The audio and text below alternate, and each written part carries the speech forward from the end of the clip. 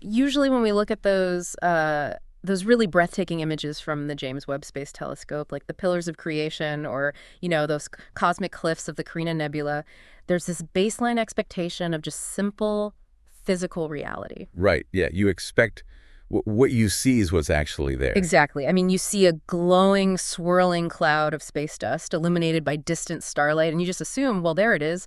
That's a giant, violent cloud of physical gas, billions of miles wide.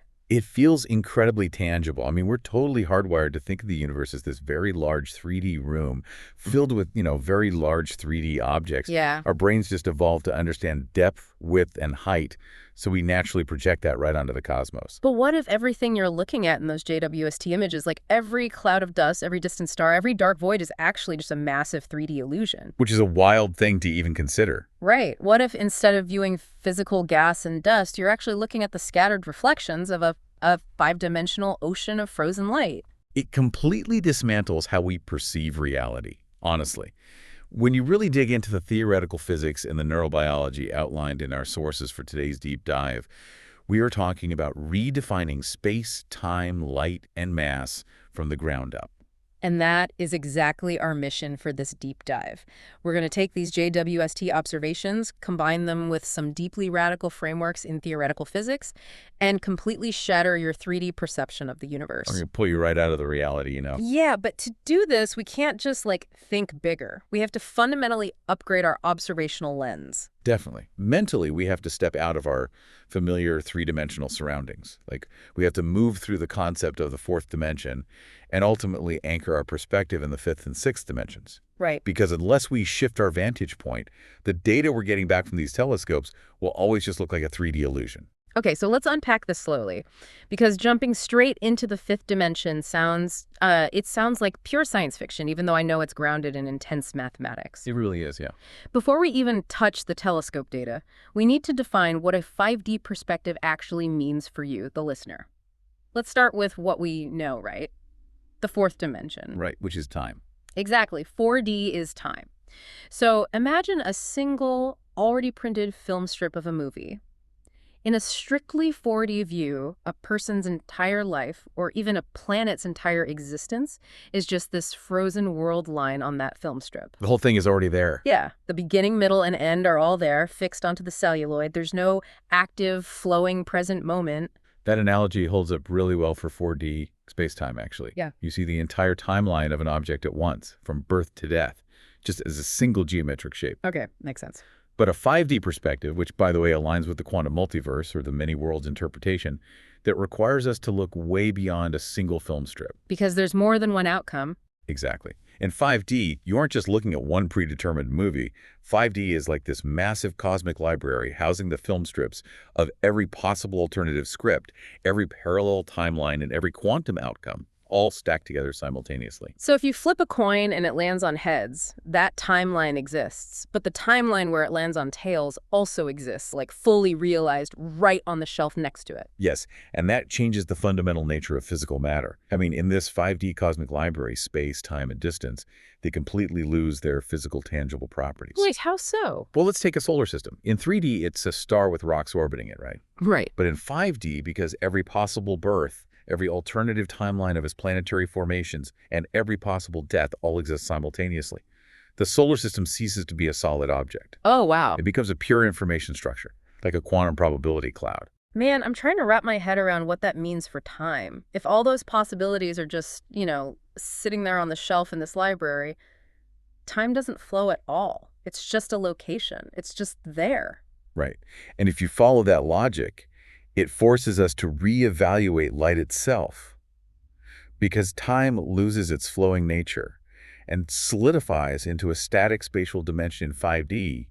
The very concept of speed breaks down. Wait, let me just think about the math for a second here. Velocity is just distance divided by time, right? Right. So if time isn't a flowing denominator anymore, but rather just like a physical axis in a library, you can't divide by it. Without the flow of time, velocity shouldn't even exist. That is exactly the mechanic at play. Yeah. Without the flow of time, velocity drops to zero. Seriously? Yeah. Therefore, in the fifth dimension, the speed of light is zero.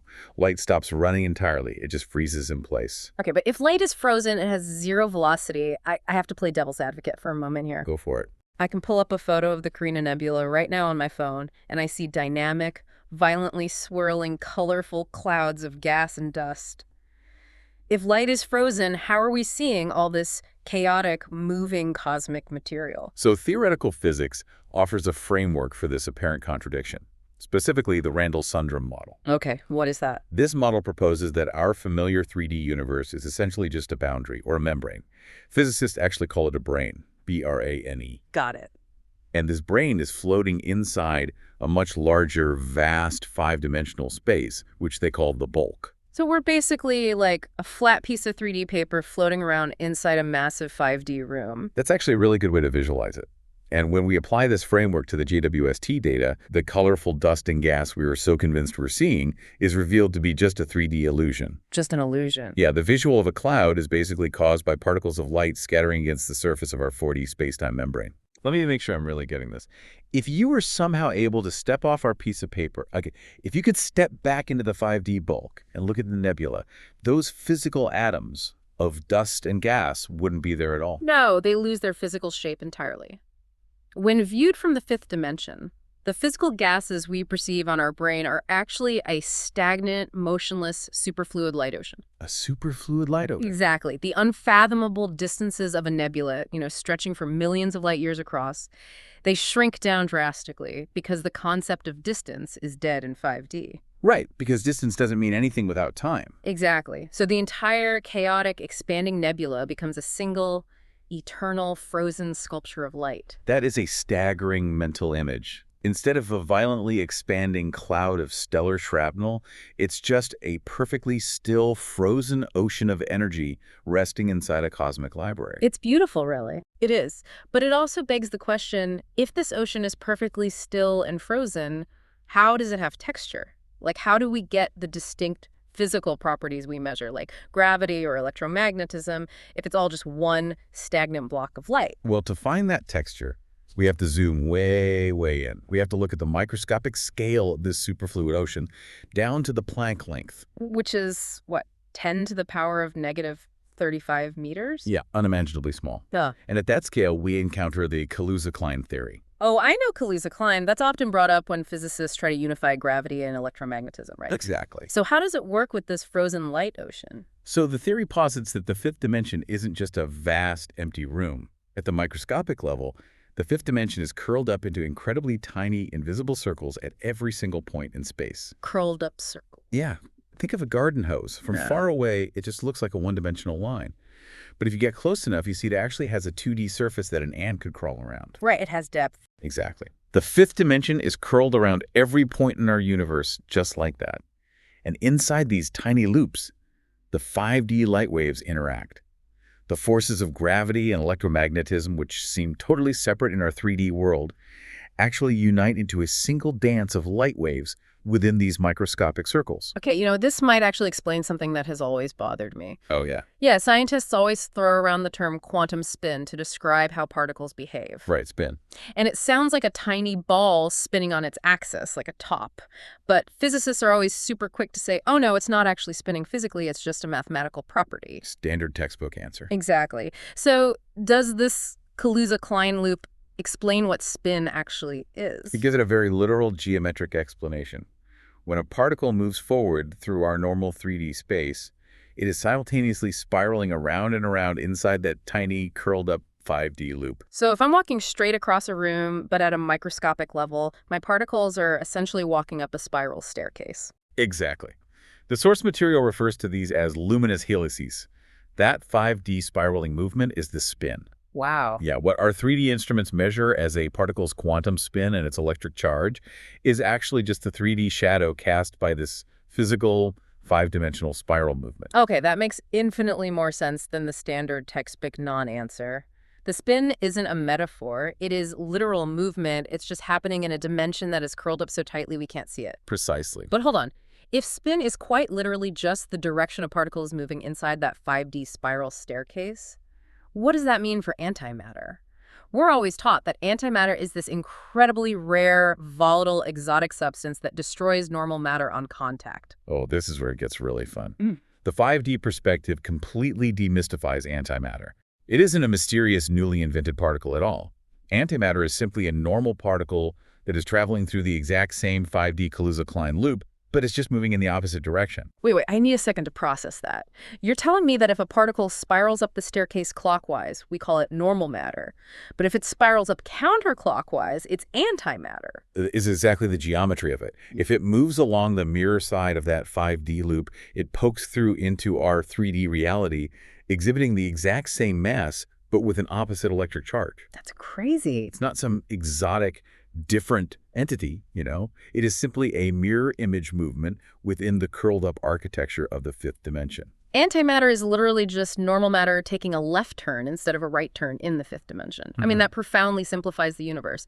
But it does bring me to a major structural hurdle here. Okay, what's up? If this 5D ocean is full of these luminous helices, these tiny spiraling light waves, how do they actually coalesce into massive 3D structures? Like, how do you get a sun out of a microscopic curled-up loop of frozen light? For that, we have to look at the architecture of the nebulas again. Think about the James Webb photos. You have the bright, glowing areas, but you also have these massive, opaque, pitch-black veins running through them. Oh, right. Astronomers usually call them dark dust lanes. Exactly. They look like thick clouds of soot just blocking the starlight behind them. So if the glowing parts are the superfluid light ocean, what is the dark stuff? Is it just an empty void where the ocean, dried up? No, through the 5D lens, those dark lanes aren't dust, and they definitely aren't empty voids. They're categorized as energy deficits or dimensional portals. Dimensional portals. Yeah. Imagine the 5D superfluid light is under immense quantum pressure.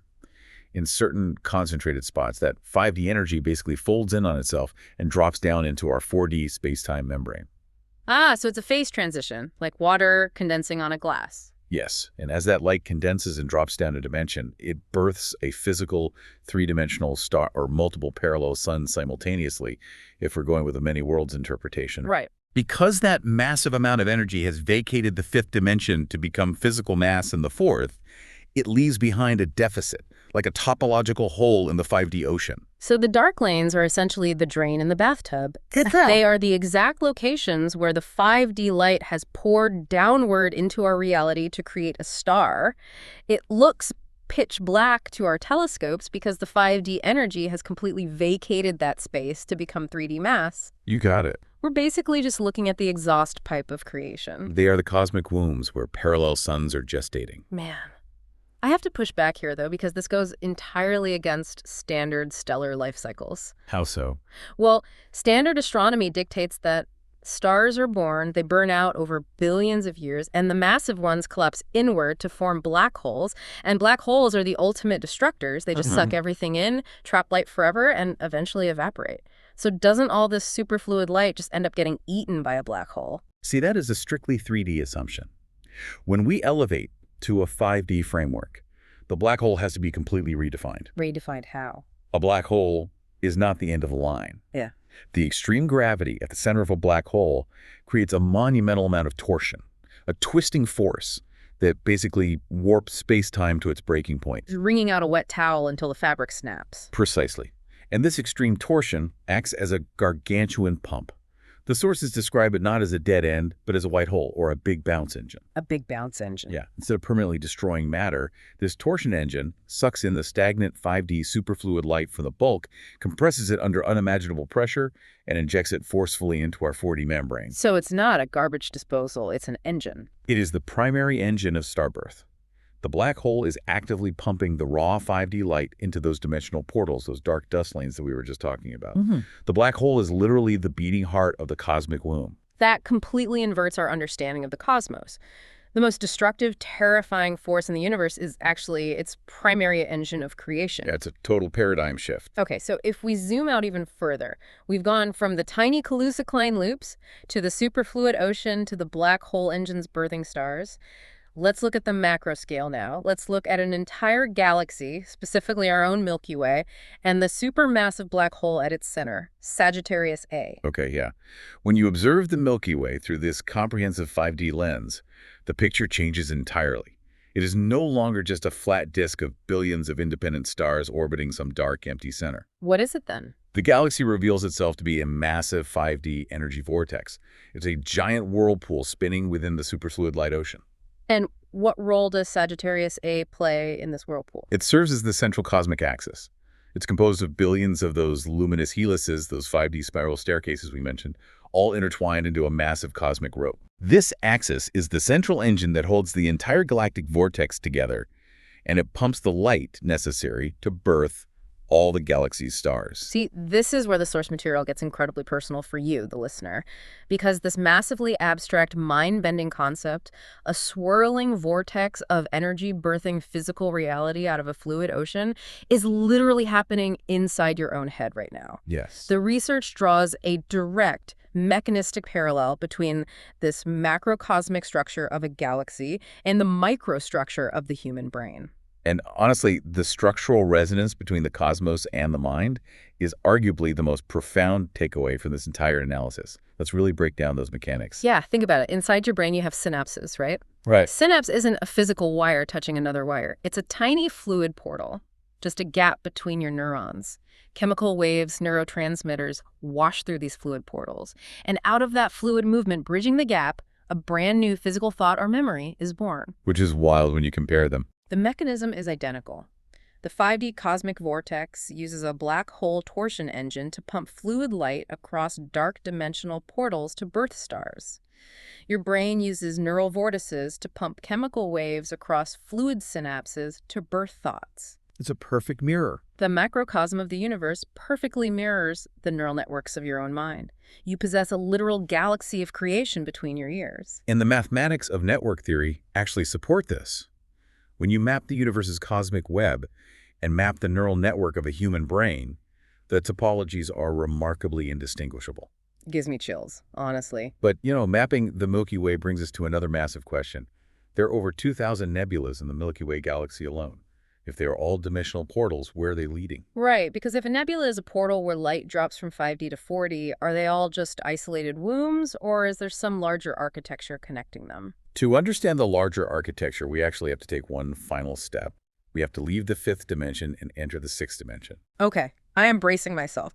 We've conquered the cosmic library. What on earth is 6D? Well, in the fifth dimension, we saw all the parallel timelines of our single galaxies stacked together. But 6D introduces a mathematical framework known as Calabi-Yau manifolds. You're going to have to break down Calabi-Yau manifolds for me. How does a math concept change what a nebula is? So a Calabi-Yau manifold is a complex, multidimensional geometric shape that describes how extra dimensions can fold in on themselves. In 3D space, if two planets are a billion light years apart, they're completely isolated. Right. But in a 6D Calabi-Yau geometry, space is folded like an unimaginably complex piece of origami. Because of this folding, 2 points that are vastly distant in 3D might actually be touching in 6D. So the spatial distances are just an illusion because the paper is folded so tightly together? Exactly. And because of this 6D folding, those 2,000 nebulas in the Milky Way are no longer just isolated star nurseries. The math reveals them to be cosmic gateways. Gateways. Yeah, they're the specific knots where the geometry folds in on itself, causing totally different realities to touch. Gateways to where, though? They serve as network nodes connecting the time crystals of entirely different parallel universes. You're kidding. Nope.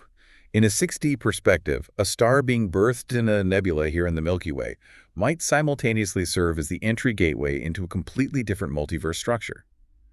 It means the universe isn't just a bubble. It is a vastly interconnected six-dimensional network of light, just folding in on itself to share probability and energy across multiverses. I mean, we have covered a truly staggering amount of ground today. Let me try to just recap the journey we've just been on. Good luck. Right. So we started by looking at JWST images, learning that the physical dust and gas we see is just a 3D illusion, basically light scattering off a membrane from a 5D superfluid light ocean. Right. We realized that without the flow of time, the speed of light in this dimension is zero. It's completely frozen. We zoomed into the microscopic Kaluza-Klein loops, discovering that quantum spin is just a 5D spiral staircase, and antimatter is simply a particle walking down the opposite side of those stairs. Taking a left turn instead of a right turn. Exactly. We redefined black holes from cosmic destroyers to massive torsion engines pumping light into dark dimensional portals to birth new stars. And finally, we saw our entire galaxy as a giant 5D vortex one that perfectly mirrors the chemical networks of your own brain birthing thoughts, all connected to other universes through 6D Calabi-Yau origami gateways.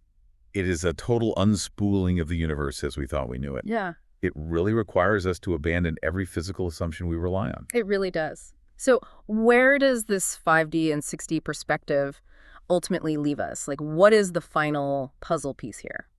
I want to focus on a concept from the research concerning the end of all things. In standard physics, there is a hypothesis called the ultimate crunch, which is essentially the heat death of the universe. Right. It's the moment when all stars finally exhaust their energy, space-time collapses, and everything pulls back into the central black hole. From our 3D perspective, it's a terrifying apocalyptic future. But in the 5D cosmic library, this event isn't in the future. Because all of time is already there. Exactly. It is a mathematical certainty that is already printed, already frozen on the shelf. The end is already there. The book is already written. We're basically just reading it page by page. But the sources bring this back to the connection between the cosmos and the human mind. Think about when a human being enters deep sleep or, reaches the very end of their life. All the fiery electrical neural helices of their thoughts begin to cool down. Right. The brain waves slow down. Yeah, the brain's waves slow, and all that chaotic, swirling energy collapses inward, coming to rest in the silent, motionless center of the brain, the thalamus. The research poses a really profound question. When the universe finally collapses all its stars into the central cosmic axis, is that the death of reality? Oh, I see where you're going with this. Or is it just the cosmos finally going to sleep, mirroring the quiet stillness of your own mind, closing its eyes at the end of every single day? Wow. It's a beautiful parallel.